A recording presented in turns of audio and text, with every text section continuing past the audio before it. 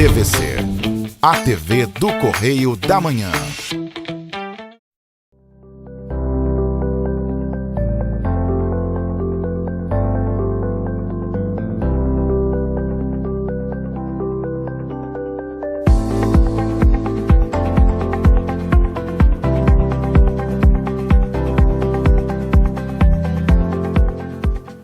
Olá pessoal, tudo bem? Eu sou a Sandra Brito e esse é mais um Cultura na TVC.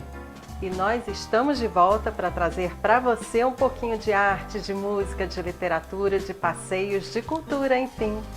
Nós estamos em Petrópolis no canal 16, em Nova Friburgo no canal 5, em Teresópolis no canal 21, em Três Rios e Paraíba do Sul no canal 3 e em Pati do Alferes no canal 16. É sempre muito bom poder chegar até a casa de cada um de vocês. E você sabe, perdeu alguma coisa na TV? Não se preocupe. Toda a nossa programação também está disponível no nosso site e nas principais redes sociais, o YouTube, o Facebook e o Instagram. Vale a pena conferir. E no programa de hoje, você vai ver. Vamos fazer um passeio pelo centro de Petrópolis e mostrar um pouquinho do Natal Imperial para você.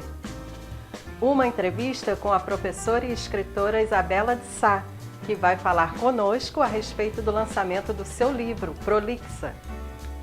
E no quadro Trilhas Literárias falaremos sobre Pablo Neruda, considerado um dos maiores poetas contemporâneos.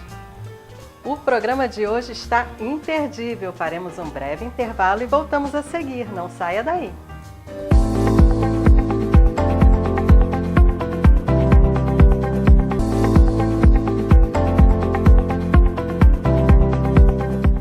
Temos mostrado aqui toda semana um cantinho especial que achamos que você precisa conhecer. Às vezes atravessamos o oceano, buscamos lugares fantásticos e levamos para todos um pouquinho desse mundo lindo que todos merecem visitar, ainda que pela TV. Em outras ocasiões, a beleza está bem pertinho da gente. Basta abrir os olhos para contemplá-la. Assim é o nosso Natal Imperial, que traz para os moradores da cidade e seus visitantes não só uma decoração especial, mas uma programação linda, pensada para agradar a todos os públicos. Vamos fazer esse passeio com a gente? Bora lá!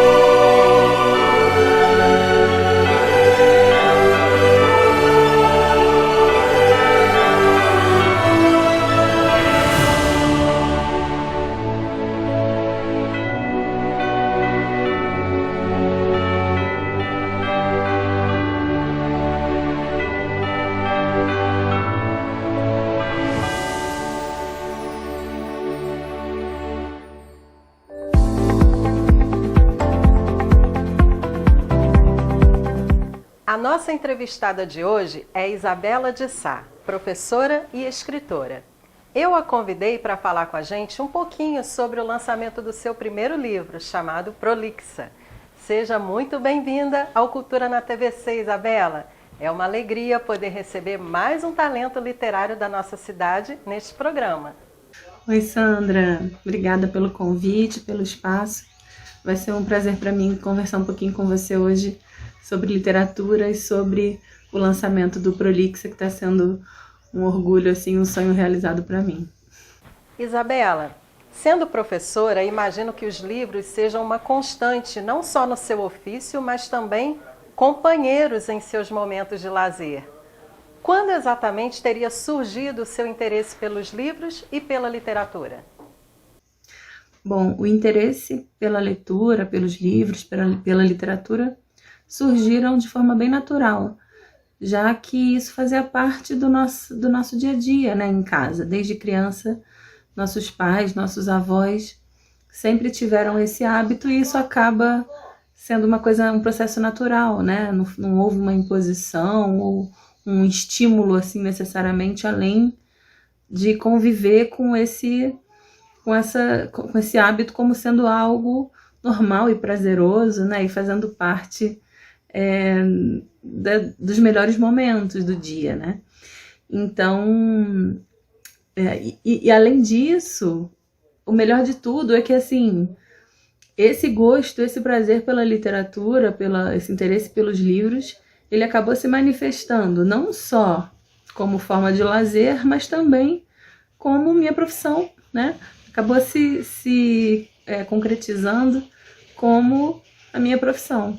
Eu sempre manifestei esse interesse, esse gosto pela educação e pela literatura. Então foi justamente o que me levou a cursar letras e aí a partir daí foi tudo acontecendo muito naturalmente, né? Eu acho que esse é o caminho, né? Fala-se muito sobre essa questão de como incentivar a leitura em crianças, lendo, né? Tornando esse hábito algo que faça parte das rotinas das famílias, para que isso não seja um processo doloroso, né, e sim prazeroso, porque isso só traz resultados positivos, né? Traz segurança, domínio da linguagem, além de momentos de distração, de lazer. Então acho que foi por aí. E quando teria nascido em você o desejo de se tornar uma escritora? É um sonho antigo ou algo que você descobriu recentemente? Em que momento a professora cedeu espaço à autora Isabela? Sim, na verdade esse processo de começar a escrever, como eu falei anteriormente, foi natural também. Através do processo da leitura, eu me senti um pouco impelida a iniciar essa outra forma de expressão, né? Porque, na verdade, o leitor ele já começa se expressando quando ele preenche os espaços vazios do escritor, né? Então, o escritor produz, mas quem finaliza aquela produção individualmente é o leitor. E isso acabou se manifestando de uma maneira bem intensa em mim, como acontece com todos aqueles que começam a escrever, a vontade de passar a ser aquela que cria os espaços vazios, né, para que outros leitores possam contribuir nessa construção. Então, na verdade, essa vontade, ela é antiga já, na verdade, eu posso dizer assim, que desde criança eu já escrevi algumas coisas, mas a gente sempre pensa que nesse momento assim de criança é tudo uma brincadeira, né, e as coisas ficam assim com menos compromisso, mas desde a adolescência eu já tinha essa vontade e eu realizava essa vontade, né? Então, escrevia, participava de concurso literário, mas estava sempre engavetado, né? Logo depois, entrei na graduação, comecei a trabalhar, me casei, tive a primeira filha, fiquei um tempo como diretora de escola, então parece que assim, o avanço da vida me deteve para dar esse primeiro passo da publicação. Apesar de já ter textos publicados em coletâneas, essa é a minha primeira publicação de um livro só meu, né? E foi agora, nesse momento, em que depois que eu saí da direção, tive meu segundo filho, e aí respirei de novo, né? Consegui colocar outros projetos para caminharem. E aí agora, durante aí esse período, esse finalzinho da pandemia, foi quando eu decidi que era o momento, que chegou a hora de publicar. O seu primeiro livro chama-se Prolixa. Qual o significado do nome para essa obra especificamente? Trata-se de uma confissão ou de uma provocação? Eu gostei da sua pergunta, porque o título ele é uma provocação mesmo. Uma provocação, na verdade, que tende a levar e tem como objetivo levar o leitor ou o futuro leitor, o candidato à leitura do livro, a essa dúvida, né? Mas, na verdade, ele cumpre os dois propósitos, assim. Digamos que primeiro é uma provocação, porque o livro traz exatamente o contrário disso, que são textos curtíssimos, em forma de poesia, que, na verdade, conversam entre si porque abordam o mesmo tema. É uma tentativa de explicar o processo da escrita, né? A própria escrita. Então, é um pouquinho de provocação, porque tem essa questão dos textos curtos, que representam justamente o oposto do que a gente pensaria de um livro com o título de Prolixa. Mas eu penso um pouquinho também numa outra face de interpretação da coisa, né? Que seria essa insistência, essas várias tentativas de explicar o processo da escrita, né? Então eu acho que acaba sendo uma mistura. É um pouquinho de confissão e um pouquinho de provocação. E aí eu deixo, mais uma vez, um espaço vazio para que o leitor tire suas próprias conclusões e acabe de construir comigo o significado. Quando lermos seu livro, que temas encontraremos nele? Para que público você imagina que seu livro seja direcionado? É uma leitura possível para várias idades? Bem, como eu falei, o Prolixa traz poesia, traz uma reflexão sobre a escrita e sobre a palavra.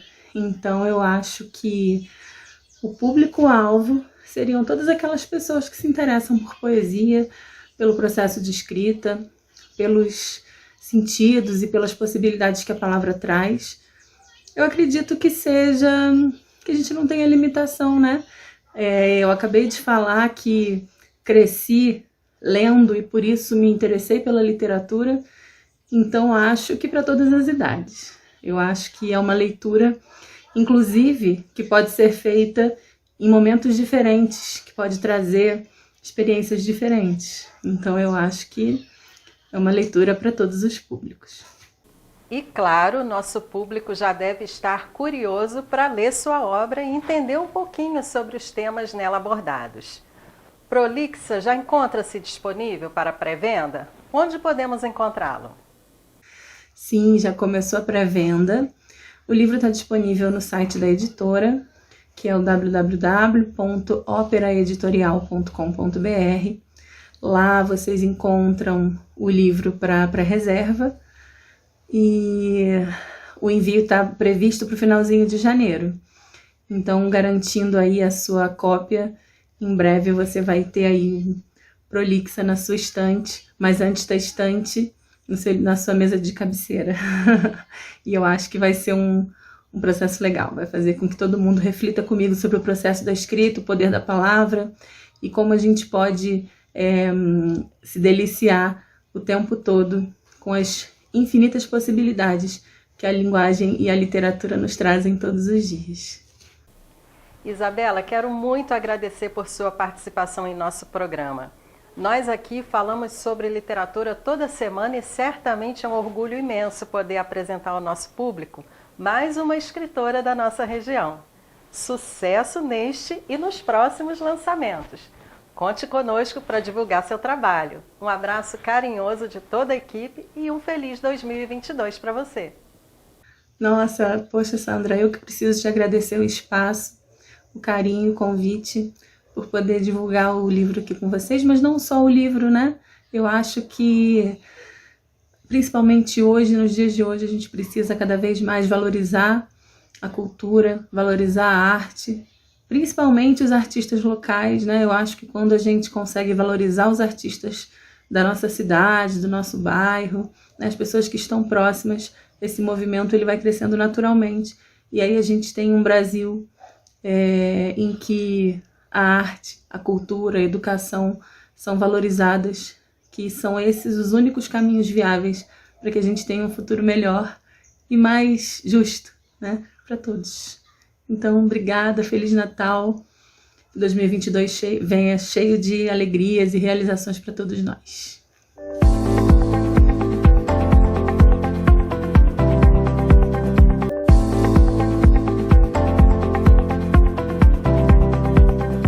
E chegou o momento de conhecermos mais um grande nome da literatura. É hora de mais um Trilhas Literárias.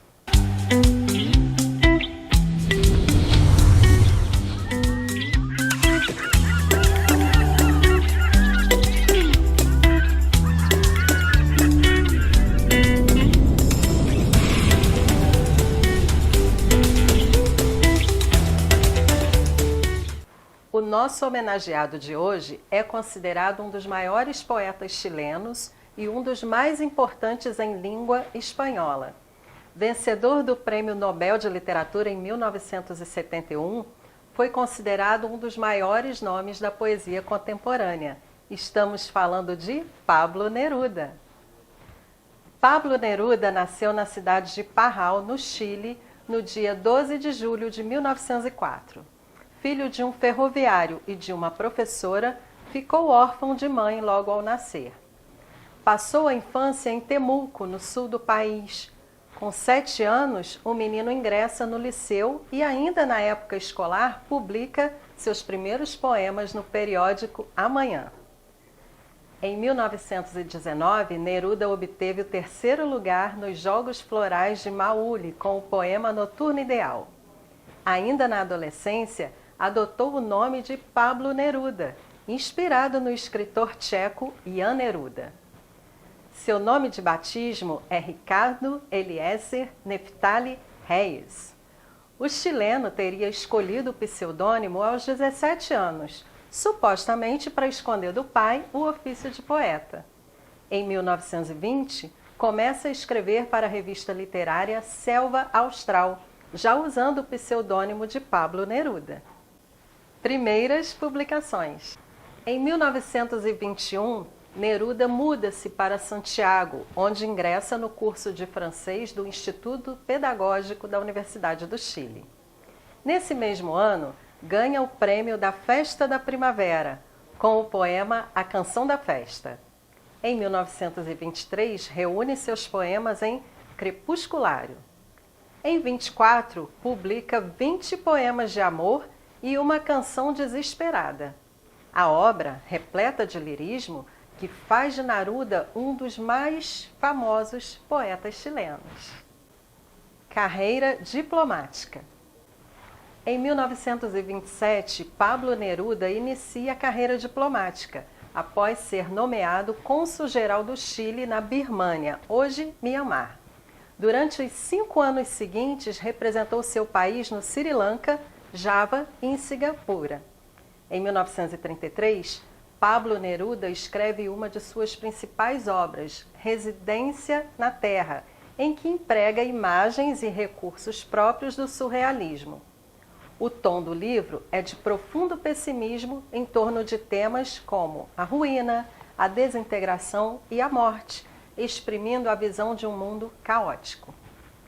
Depois de breve estada em Buenos Aires, onde conhece o poeta Federico Garcia Lorca, Neruda serviu como cônsul na Espanha, nas cidades de Barcelona e Madrid. A Guerra Civil Espanhola lhe inspirou a obra Espanha no Coração, de 1937, e determinou uma mudança na atitude do poeta, que aderiu ao marxismo e decidiu consagrar sua vida e obra em defesa dos ideais políticos e sociais inspirados no comunismo. Senador. Em 1938, Neruda retorna ao Chile. Depois de breve período como embaixador no México em 45, foi eleito senador pelo Partido Comunista. Em 1948, no entanto, o governo decretaria a ilegalidade do partido. Mas em 45, após ser eleito senador, Neruda veio ao Brasil para ler suas poesias para mais de 100 mil pessoas no estádio do Pacaembu, em homenagem ao líder comunista Luiz Carlos Prestes. O exílio. Com a morte do presidente Rios Morales em 46, Gonçalves Videla ocupou o cargo e instaurou censura na imprensa, além de estabelecer uma forte repressão aos sindicatos. Neruda publicou em um jornal uma carta denunciando as traições e os crimes de Videla, como o tratamento dado aos trabalhadores nas minas. Pouco tempo depois, ele proferiu seu famoso discurso Eu Acuso, no qual ataca o presidente e sua política. O governo cassou o mandato de Neruda e ordenou sua prisão, e ele então passou a viver na clandestinidade. Nessa época, escreveu aquela que seria sua obra-prima, O Canto Geral, de 1950, uma espécie de resposta poética às injustiças históricas da América Latina. Na obra, ele transformou seus versos em arma de combate, uma leitura imperdível. Regresso ao Chile. Em 1952, quando o governo chileno restabeleceu as liberdades políticas, Neruda regressa ao país e fixa residência em Isla Negra, no Pacífico. A casa hoje abriga um museu em homenagem ao escritor. Foi nessa época que sua obra adquiriu grande diversidade com as obras de Odas Elementares, de 1954, onde o escritor canta a beleza da vida cotidiana.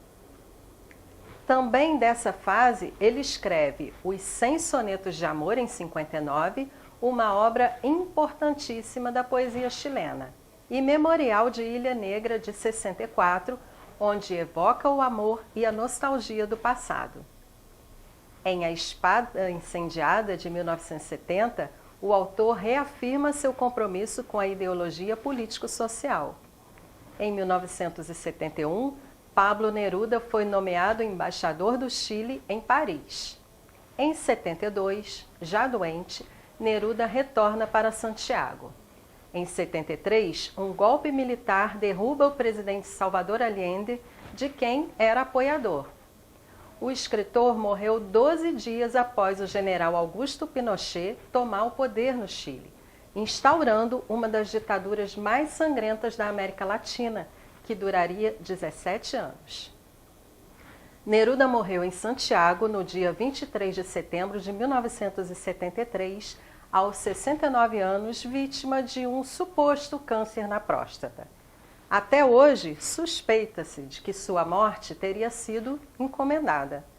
O fotógrafo baiano Evandro Teixeira, dizendo que era amigo do escritor Jorge Amado, conseguiu driblar um batalhão de policiais e fez os principais registros do funeral de Neruda.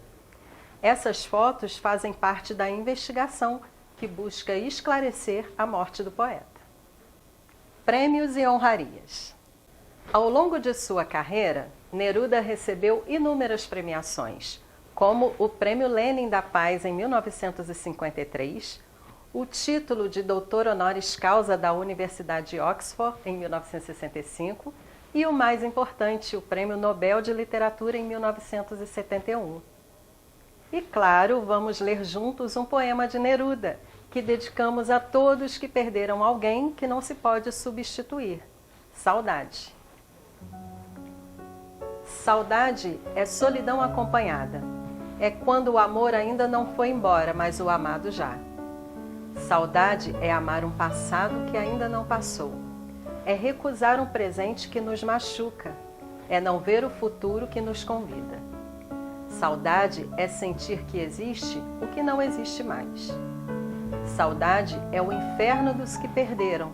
É a dor dos que ficaram para trás. É o gosto de morte na boca dos que continuam. Só uma pessoa no mundo deseja sentir saudade, aquele que nunca amou. E esse é o maior dos sofrimentos, não ter por quem sentir saudades. passar pela vida e não viver. O maior dos sofrimentos é nunca ter sofrido. Pablo Neruda.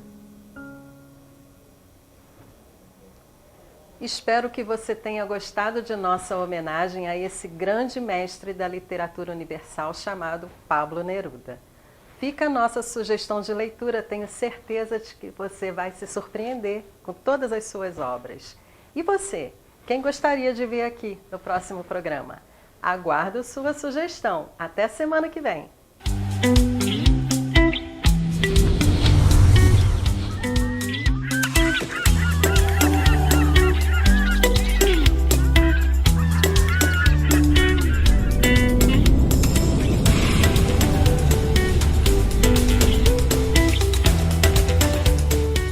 E assim vamos terminando mais um programa. Inscrevam-se também em nossas redes sociais, é sempre muito bom encontrar vocês também por lá. Muito obrigada a todos pelo carinho, pelas mensagens e pela audiência. Desejo um excelente fim de semana a todos vocês. Que vocês tenham um feliz e abençoado Natal.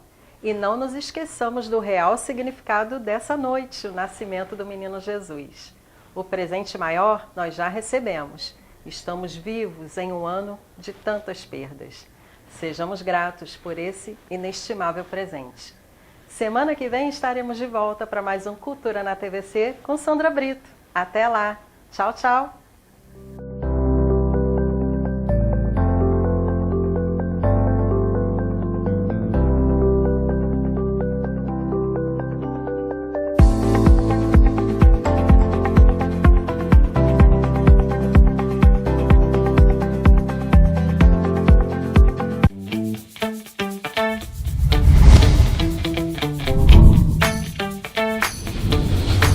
TVC, a TV do Correio da Manhã.